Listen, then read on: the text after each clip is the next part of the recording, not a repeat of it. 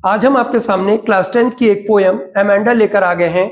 तो इस पोयम में जो पोएट है वो बताते हैं अमेंडा एक छोटी बच्ची है जिसको बार बार इंटरप्ट किया जाता है उसकी मम्मी के द्वारा कि अमेंडा नाखून मत चबाओ, कंधों को झुका कर ना बैठो, कुबड़ निकाल कर ना बैठो, जूते साफ कर लिया कि नहीं, होमवर्क प्रॉपर्ली आपने कर लिया कि नहीं, कमरे साफ कर लिए कि नहीं।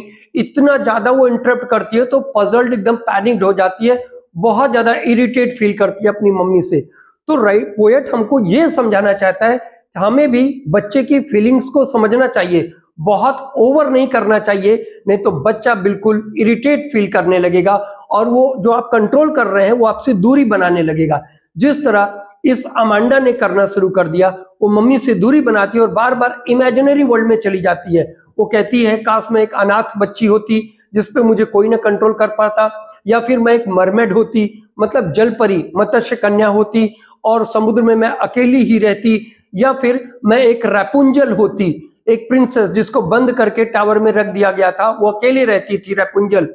तो काश मैं रैपुंजल होती और वहीं पर टावर में मैं अकेले रहती। इस टाइप से वो इमेजिनरी वर्ल्ड में खो जाती है और सोचती है कि हम इन मम्मी की डांट फटकार से दूर रहें। तो हमें भी बच्चों की फीलिंग्स को समझना चाहिए, ये पोएट हमको मैसेज देता है पूरी पोएम में। तो चलिए अब पोएम की सेंट्रल आइडिया देखते हैं और पूरी सेंट्रल आइडिया देखते हैं पोएम की। पोएम है अमांडा, पोएट है Robin Klein. This beautiful poem क्या Amanda has been composed by the great poet Robin Klein. ये जो खूबसूरत सी कविता है, सुंदर कविता है अमांडा, हैज बीन कंपोज्ड, इसको रचा गया है एक महान कवि के द्वारा। कौन? Robin Klein. The poem tells us, कविता हमको बताती है अबाउट अ स्मॉल गर्ल, एक छोटी बच्ची के विषय में कविता बताती है, हुज नेम इज अमांडा, जिसका नाम है अमांडा। फिर पैराग्राफ चेंज करके सी इज ऑलवेज स्कॉल्डेड, उसको हमेशा डांटा जाता है, प्रेजेंट इंडेफिनिट की पैसिव वॉइस हो गई है। सी इज ऑलवेज स्कॉल्डेड, किसके द्वारा? बाय हर मदर, उसकी मम्मी के द्वारा।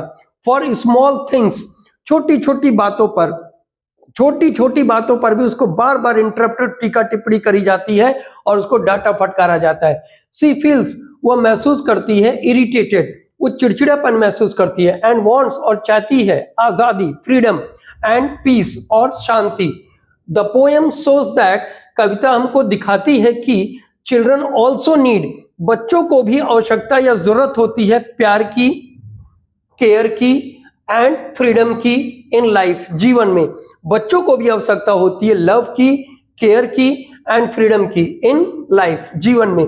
इस तरीके से आपका खूबसूरत से सेंट्रल आइडिया है और इसको याद करके आप बेहतरीन पूरा फुल मार्क्स गेन करिए। अब मिलते हैं आपसे नेक्स्ट वीडियो में। जय हिंद, जय भारत।